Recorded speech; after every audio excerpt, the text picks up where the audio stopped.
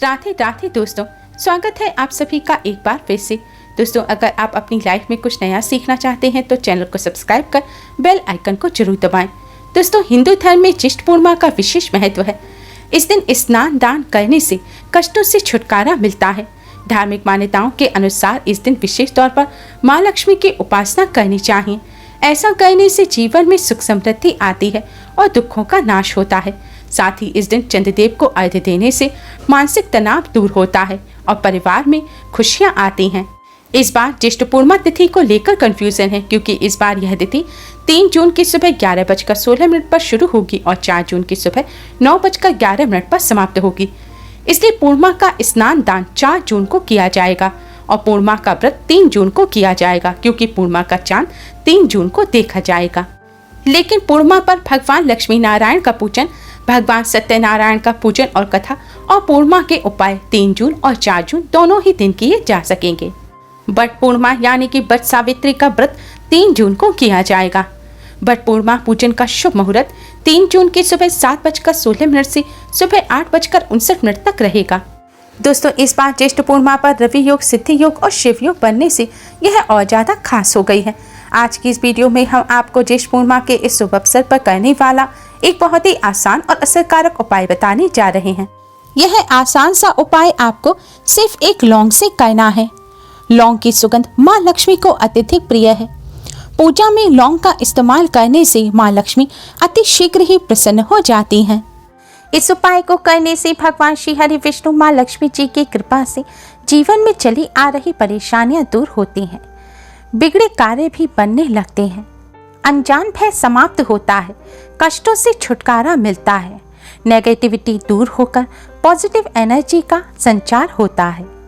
Video में आगे बढ़ने से पहले इस वीडियो को लाइक कर अपने फ्रेंड्स के साथ शेयर जरूर करें। और अगर आपने अभी तक हमारे चैनल को सब्सक्राइब नहीं किया है तो जल्दी से हमारे चैनल को सब्सक्राइब कर बेल आइकन को भी जरूर दबाएं। दोस्तों, यह उपाय आपको रात्रि के समय करना है। उपाय करते समय स्वच्छता और पवित्रता का विशेष ध्यान रखें। उपाय करने से पहले अच्छी तरह से मुंह हाथ धो लें और स्वच्छ वस्त्र धारण करें। अब आप एक लौंग लें। ध्यान रखें, इस उपाय को करते समय आपको साबुत फूल वाली लौंग लेनी है। टूटी हुई या बिना फूल की लौंग से आप इस उपाय को ना करें। आपको वह लौंग लेनी है जो पूजा में इस्तेमाल होती है। अब आप अपने मंदिर के सामने आसन बिछाकर बैठ जाएं। अब भगवान विष्णु माँ लक्ष्मी जी के सामने एक शुद्ध घी का दिया जलाएं और एक सुगंधित धूप बत्ती भी जलाएं। दिए को सीधे जमीन पर ना रखें। दिए के नीचे कोई खाली पात्र रखें या फिर कपड़ा बिछाकर उसके ऊपर दिया रखें। अब भगवान विष्णु माँ लक्ष्मी जी को प्रणाम करें और इस लौंग को भगवान विष्णु जी के चरणों में रख दें। इसके पश्चात भगवान विष्णु माँ लक्ष्मी जी को हल्दी और कुमकुम से तिलक करें। तिलक करने के पश्चात भगवान विष्णु जी के द्वादश मंत्र ओम नमो भगवते वासुदेवाय का 108 बार जाप करें। मंत्र है ओम नमो भगवते वासुदेवाय। इस मंत्र का जाप आप उंगली पर गिनकर या फिर आप किसी माला पर मंत्र का जाप करते हो तो उस माला पर भी कर सकते हैं। तुलसी जी की माला पर इस मंत्र का जाप करना बहुत ही शुभ माना जाता है। अब आप इस लौंग को भगवान विष्णु जी के चरणों में से उठाकर अपने दोनों हाथों के बीच में दबा लें और भगवान जी के सामने अपनी सारी समस्याएं कहें। आपकी जो भी परेशानी है, धन संबंधी समस्या हो या फिर किसी कार्य से जुड़ी समस्या हो, वह सभी समस्या दूर करने की भगवान जी से प्रार्थना करें। अब इस लौंग को आप अपने दाहिने हाथ की मुट्ठी में यानी कि राइट हैंड में दबाकर अपने घर से बाहर किसी खुले स्थान पर जाएं। अगर घर से बाहर नहीं जा सकते तो आप इस लौंग को लेकर अपनी छत पर जाएं। छत पर जाने के बाद अब आप दक्षिण दिशा की तरफ यानी कि साउथ की तरफ कमर करके खड़े हो जाएं। ध्यान रखें, आपको साउथ की तरफ कमर करनी है। दक्षिण दिशा की तरफ कमर करके खड़े होने के बाद अब आप इस लौंग को अपने मुट्ठी में दबाए हुए ही अपने सिर पर 7 बार बांधें। यानी कि आपको इस लौंग को अपने सिर पर 7 बार क्लॉकवाइज घुमाना है। जिस तरह घड़ी की सुइयां घूमती हैं, इसी तरह आपको बाएं से दाएं की तरफ, लेफ्ट से राइट की तरफ इस लौंग को अपने सिर पर 7 बार घुमाना है। लौंग को 7 बार सिर पर घुमाने के बाद अब आप इस लौंग को अपने सिर पर पीछे की तरफ फेंक दें। आपको इस लौंग को सिर पर से पीछे की तरफ साउथ की तरफ फेंक देना है। लौंग फेंकने के बाद आप सीधे अपने घर आ जाएं। घर आकर सबसे पहले अपने हाथ धो लें। दोस्तों, आपको इस बात का ध्यान रखना है कि इस उपाय को करते समय कोई आपको टोके नहीं, कोई आपसे पूछे नहीं कि आप ये क्या कर रहे हैं। और अगर आप इस लौंग को फेंकने घर से बाहर जाएं, तो यह भी ध्यान रखें कि रास्ते भर जाते समय और आते समय भी आप किसी से बात ना करें। और आपको इस बात का भी ध्यान रखना है, लौंग फेंकने के बाद आप पीछे मुड़कर ना देखें। दोस्तों, अगर यह उपाय आप अपने घर की छत पर कर रहे हैं तो इस लौंग को अपनी छत से नीचे की तरफ फेंकें।